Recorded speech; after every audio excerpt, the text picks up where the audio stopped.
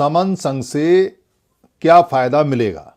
जब आप फील्ड में जाएंगे, किसी घर जाएंगे, किसी दफ्तर में, किसी वर्किंग प्लेस में, किसी गाड़ी में, सफ़र में, किसी शादी में, ब्याह में, किसी कार्यक्रम में, रिश्तेदारी में, और वहाँ जाके बताएंगे कि मैं समन संघी हूँ और एक समन संघ है जो बहुत पुराना है, उसके बारे में चर्चा करेंगे। तो बहुत सारे सवाल आते हैं, फ्रिक्वेंट क्वेश्चंस आते हैं लगातार वाले, एक से क्वेश्चन होते हैं। उनमें एक सवाल ये भी आता है, हमको क्या मिलेगा, समन संघ से जुड़ के मुझे क्या मिलेगा, समन संघ से जुड़ के मेरा क्या फ़ायदा, अगर मैं समन संघ में काम करता हूँ तो मुझे क्या लाभ है, क्या बेनिफिट है। ये तकरीबन सभी का ये सवाल आता है और आना भी चाहिए, क्योंकि कोई आदमी अगर कहीं जुड़ रहा है और कोई किसी को जोड़ रहा है तो नुकसान के लिए तो जोड़ेगा नहीं, और ऐवे ही फालतू में क्यों जुड़ेगा, जुड़ेगा तो लाभ के लिए जुड़ेगा। तो इस सवाल का जब हमारे समन संघी जवाब देते हैं तो कई बार सही से जानकारी नहीं होने की वजह से दाएं बाएं का कोई उनको जवाब दे देते हैं, जिससे सामने वाला थोड़ा सा कंफ्यूज हो जाता है और उसके जुड़ने का मन थोड़ा सा हिल जाता है। तो सबसे पहले यहाँ ये देखें कि समन संघ से जुड़ने का नुकसान क्या है, क्योंकि फ़ायदा बाद में लेंगे। तो जब आप कहेंगे कि समन संघ से जुड़ने का नुकसान क्या है, या उससे पूछेंगे या आप सोचेंगे या आप आंसर करेंगे, तो आप पाएंगे कि समन संघ से जुड़ने का कोई नुकसान नहीं है। नुकसान किस तरह का?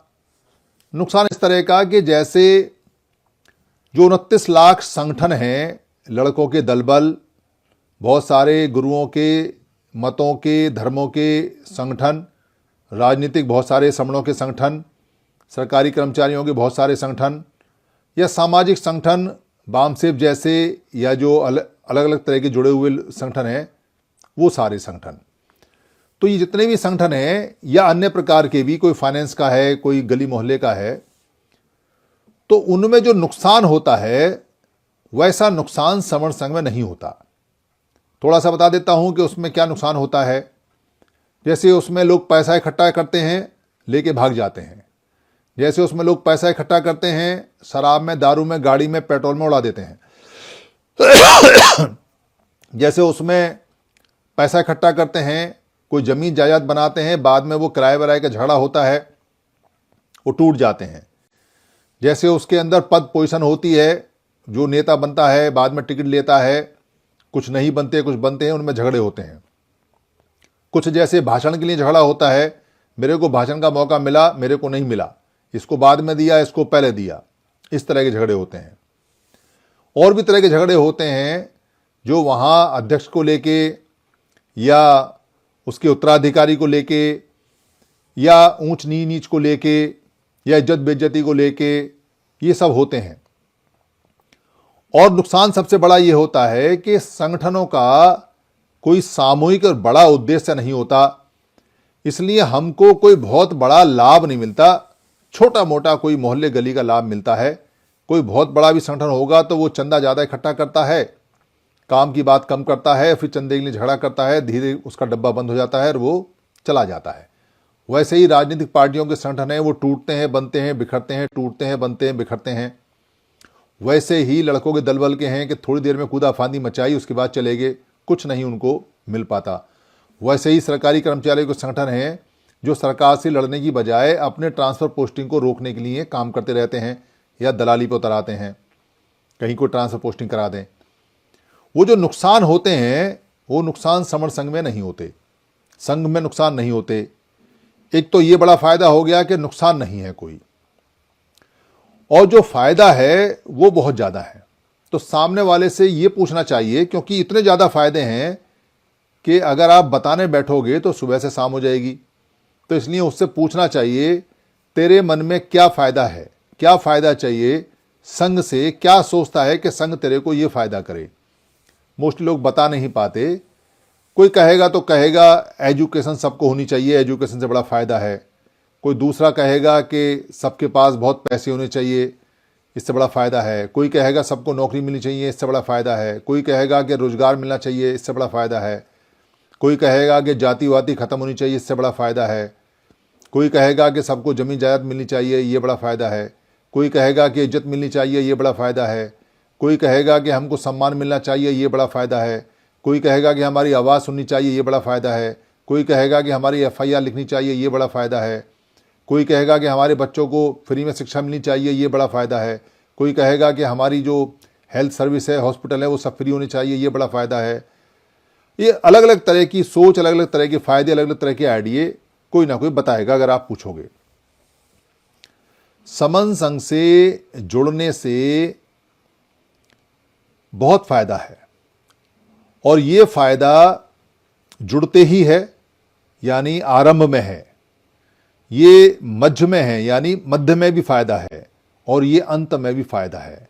यानी समण संघ से जुड़ते ही फ़ायदा आरंभ हो जाता है और अंत तक फ़ायदा ही फ़ायदा रहता है। बहुत सारे लोगों का ऐसा विचार होता है कि हम जुड़ें तो हमको राजनीतिक सत्ता प्राप्त हो जाए, हम प्रधानमंत्री और मुख्यमंत्री बन जाएं और हमारा काम बन जाए, हम सारे नियम पास कर लें और वैसा हो जाए। ऐसा इतनी आसानी से संभव नहीं है। ये भी एक रास्ता है, पर इतना आसानी से संभव नहीं है। उसके लिए आपको चुनाव में जाना पड़ेगा। 51% कम से कम आपका बहुमत होना चाहिए, सारी जगह आप जीतो, उसके बाद आप वहाँ सरकार बनाओ, फिर वो सरकार चले भी और उसमें ब्यूरोक्रेट भी आपके हों, आपके समण हो तो वो चलेगी, वरना ब्यूरोक्रेट उसको नहीं चलने देते और पत्रकार इसको नहीं चलने देते। बहुत सारे लफड़े झगड़े होते हैं सरकार को चलाने में, नियम को बनाने में। ऐसा अनुभव पुराने लोग बताते हैं जिन लोगों ने छोटी मोटी सरकारें बनाई हैं। तो यहाँ क्या फ़ायदा है? जैसे ही व्यक्ति यहाँ जुड़ता है, या आप उसे बताएंगे जहाँ वो जाएंगे कि जैसे ही आप जुड़ोगे वैसे ही आपकी पहचान बेशक पूरे देश में किसी के साथ हो ना हो, पर सारे समण संगी, सारी समण बहनें आपके बहन भाई हो जाते हैं। आपके बच्चे उनके बच्चे हो जाते हैं, उनके बच्चे आपके बच्चे हो जाते हैं। आपका बच्चा पूरे देश में कहीं भी जाए, उसको एक समण संगियों का सुरक्षा कवच मिलता है। वहाँ हमारे वो संगी हैं, उनसे मिल लेना, वो तुम्हें घर दिलाएंगे, किराए का मकान दिलाएंगे, वो तुम्हें रास्ता बताएंगे, वो तुम्हें तरीका बताएंगे। जिस जगह आपका बच्चा जा रहा है इंटरव्यू के लिए या नौकरी के लिए या किसी काम के लिए, वहाँ हमारे कौन कौन लोग हैं उनके बारे में बताएगा। रेल में, बस में कोई दिक्कत हो तो वो कोई ना कोई बीच में समन संगी मिलेगा, वो आपको बताएगा। और कुछ नहीं तो कम से कम जानकारी मिलेगी, और कुछ नहीं तो कम से कम आप किसी शहर में जब घुसोगे तो आपको पता चलेगा कि हमारे भी यहाँ कोई लोग हैं, चाहे भले ही वो फ़ोन पे आपकी मदद करें। इतनी मदद भी बहुत होती है कि किसी अनजान शहर में कोई जान पहचान का बंदा पहले से ही मिल जाए, ये फ़ायदा होता है। किसी का कोई काम होता है किसी दफ्तर में, कोई छोटा मोटा, वो उसकी जानकारी लेता है, देता है, बताता है, जुड़ते ही ये फ़ायदा हो जाता है। किसी की बहन बेटी की शादी है, रिश्तेदारी है, कोई इधर उधर का कोई कारज है, वो कारज होने शुरू हो जाते हैं। किसी का कहीं कोई एजुकेशन का मामला है, कोई एजुकेशन से जुड़े लोग हैं, वो बताना शुरू कर देते हैं। किसी को कोई अपने बच्चे के लिए कोई कैरियर संबंधित बात पूछनी है तो जो जानकार लोग हैं वो क्लास लेते बताते हैं। किसी कोई हेल्थ संबंधी परेशानी है तो डॉक्टर लोग यहाँ जुड़े हुए हैं, वो बताते हैं। बहुत सारी बातें जो लोगों के पास फ़ोन से या शहर पे या मिल के जो बातें हो सकती हैं, उनके फ़ायदे उनको होने शुरू हो जाते हैं। तो ये जुड़ते ही फ़ायदा होता है। लंबे समय तक जुड़ता रहता है, मध्यकाल में जुड़ता रहता है तो उनके व्यापारिक रिश्ते बनने शुरू हो जाते हैं। आपस में वो लोग मिलकर ज़मीन जायदाद खरीद के व्यापार करना शुरू कर देते हैं। आपस में उनका लेन देन शुरू हो जाता है। क्या चीज़ किस शहर में सस्ती है, किस शहर में महंगी है, उसकी जानकारी होनी शुरू हो जाती है। उनको जो और तरह के आने जाने की सुविधाएं, इसके अतिरिक्त कोई बाहर विदेश जाने आने की सुविधा है, वो भी यहाँ जानकारी के आधार पर मिलनी शुरू हो जाती है। लंबे समय तक जुड़ने से दोस्ती बढ़ जाती है, आना जाना हो जाता है, परिचय बढ़ता है, दायरा बढ़ता है, जानकारियाँ बढ़ती हैं। और अंत समय तक भी जो कोई जुड़ा रहता है संघ के अंदर, तो जब पूरा समूह इकट्ठा हो जाएगा और बहुत बड़ी संख्या में जब हम लोग इकट्ठे हो जाएंगे, तो उस समय जो बड़ी संख्या के लाभ हैं, चाहे कहीं किसी परिषद का मेंबर बनना हो, चाहे कहीं कोई चुनाव जीतना हो, चाहे कहीं कोई आर्थिक नीति बनानी हो, चाहे कहीं गवर्नमेंट में रिप्रेजेंटेशन देना हो, चाहे कोई सवाल जवाब करना हो, कोई भी सामूहिक काम जो देश के बजट से होता है उसको कराने में सक्षम हो जाते हैं। ये फायदे हैं। जुड़ते ही फायदा है, मध्य में फ़ायदा है और अंत तक फ़ायदा है।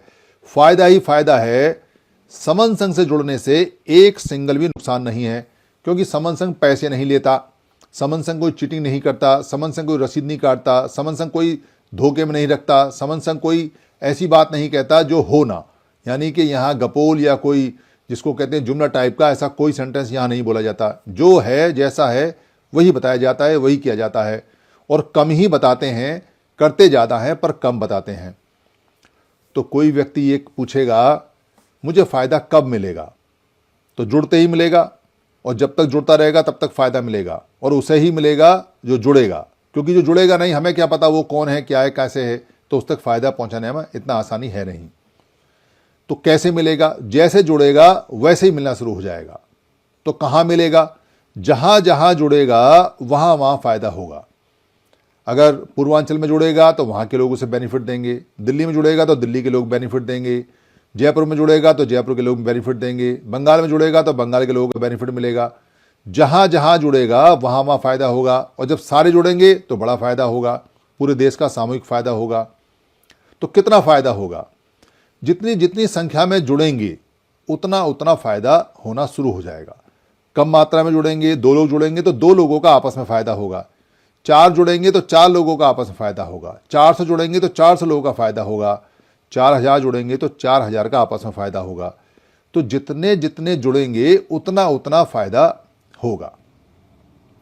तो यहाँ शुरू से लेकर आखिर तक समन संघ के अंदर फ़ायदा ही फ़ायदा है। फिर उससे पूछना चाहिए कि तू मेरे को बता, क्या जुड़ने का फ़ायदा नहीं होता? क्या एक साथ अगर हम बिना स्वार्थ के, बिना लालच के जुड़ें, बिना पद पोस्ट के जुड़ें, बिना चंदे के जुड़ें, बिना धंधे के जुड़ें, बिना नेता के जुड़ें, और आपस में बहन भाइयों की तरह जुड़ें, तो क्या तेरे को लगता है कि फ़ायदा नहीं होगा? अगर वो सोचता है कि एक दिन के अंदर ही राजनीतिक फ़ायदा हो जाए, असंभव है। जो लोग 30-30, 40-40 साल से राजनीतिक पार्टी बना के बैठे हुए हैं, उनसे पूछो कोई फ़ायदा हुआ क्या? तो वो भी हाथ खड़े कर देंगे, क्योंकि उन्होंने कोई काम शुरू में नहीं किया, एक साथ राजनीति में उतर गए। कैसे? जो लोग अपने फ़ायदे के लिए बिना इकट्ठे हुए और आंदोलन शुरू कर देते हैं, या राजनीति शुरू कर देते हैं, या कोई धर्म मत शुरू कर देते हैं, या कोई कैंपेनिंग, कोई प्रचार शुरू कर देते हैं बिना जुड़े, तो वो क्षणिक समय के लिए लोग उनके साथ आते हैं, पर चूंकि वो लोग जुड़े नहीं हैं इसलिए वो बिखर जाते हैं, और कोई फ़ायदा अगर होना भी होता है तो उन तक नहीं पहुंचता, वो बिखर जाता है। ठीक ऐसे जैसे आप तैयारी करो कि हमको 100 किलो मखाने बनाने हैं। मखाने उससे बनते हैं जो कमल का बीज होता है, सभी खाते हैं मखाने, देखते हैं। 100 किलो मखानों के लिए आपने खूब तालाब के अंदर से कमल के बीज निकाले, उनको साफ़ किया, उसके बाद वो भूनने के बाद वो फोड़ने के बाद मखाने बने। पर इकट्ठा करके रखने के लिए आपके पास बर्तन ही नहीं है, कपड़ा ही नहीं है, बोरी नहीं है, तो वैसे ही पड़े रहेंगे। हवा आएगी उड़ा देगी, कीड़े आएंगे खा जाएंगे, मौसम आएगा उनको बेकार कर देगा, गला देगा, वो धूल में अट जाएंगे, खराब हो जाएंगे। इतनी मेहनत भी की कोई फ़ायदा नहीं। इसका मतलब ये है कि जैसे आज महाबोधि जो बुद्ध विहार है उसका आंदोलन चल रहा है, इस आंदोलन की रूपरेखा देखिए, और हमारे पहले वाले जो आंदोलन हुए हैं वो भी वैसे ही हुए हैं। उन आंदोलनों में लोग पहले संगठित नहीं हुए हैं, इस आंदोलन में भी लोग संगठित नहीं हुए हैं। यानी उन्होंने कोई रूपरेखा नहीं बनाई है। पूरे भारत में घूम घूम के प्रचार कर करके सारे बुद्ध विहारों को नहीं जोड़ा, सारे भिक्षुओं को नहीं जोड़ा, सारे जितने भी बुद्धिस्ट लोग हैं मिलने वाले उनको नहीं जोड़ा, समन्वय धर्म के जो जानकार हैं उनको नहीं जोड़ा, कोई काउंसिल नहीं बनाई, कोई बातचीत नहीं की, और उनको ये भी नहीं जानकारी कि हम सरकार से बात करेंगे तो क्या करेंगे। तो वो जो बुद्ध विहार का आज के समय जो आंदोलन है, अगर ये मान लो सफल हो भी जाता है बाई चांस इसलिए बोल रहा हूँ क्योंकि जो लोग पहले से इकट्ठे नहीं होते उनके आंदोलन सफल नहीं होते, उनके आंदोलन अधिकतर बेकार जाते हैं, बिखर जाते हैं। तो वो वहाँ पर आंदोलन की जो रूपरेखा है, यानी जो उनको पहले तय करना चाहिए था कि ये समन्वय भिक्षुओं के पास ही रहेगा, इसमें वमन भिक्षु नहीं आने चाहिए, ऐसा सेंटेंस उनके पास नहीं है, ऐसी जानकारी उनके पास नहीं है। सरकार ने अगर भिक्षुओं को दे भी दिया आंदोलन बढ़ने के बाद, तो वो वर्ण भिक्षुओं के पास ही जाएगा, सवर्ण भिक्षुओं को नहीं मिलेगा, और फिर वो हमेशा हमेशा के लिए महाबोधि बुद्ध विहार गर्त में चला जाएगा। वही वमन लोग चीवर पहन के आ जाएंगे, और वो पूरा 100%, अभी तो 50% वमनों का है, फिर 100% वमनों का हो जाएगा। क्यों? क्योंकि उन्होंने पहले से कोई संगठनात्मक जो तैयारी होती है, जिसको सांघिक तैयारी बोलते हैं, ऐसी कोई सांघिक तैयारी नहीं की है।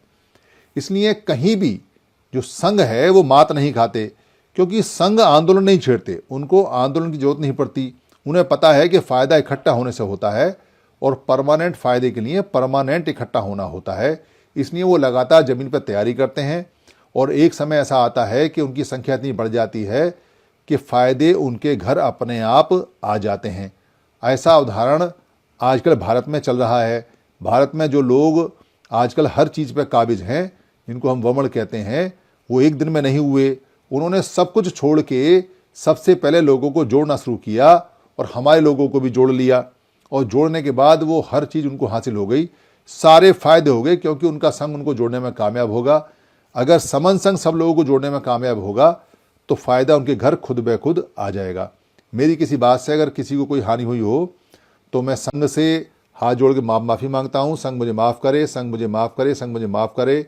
संघं नमामि, संघं नमामि, संघं नमामि, संतों को वंदामि।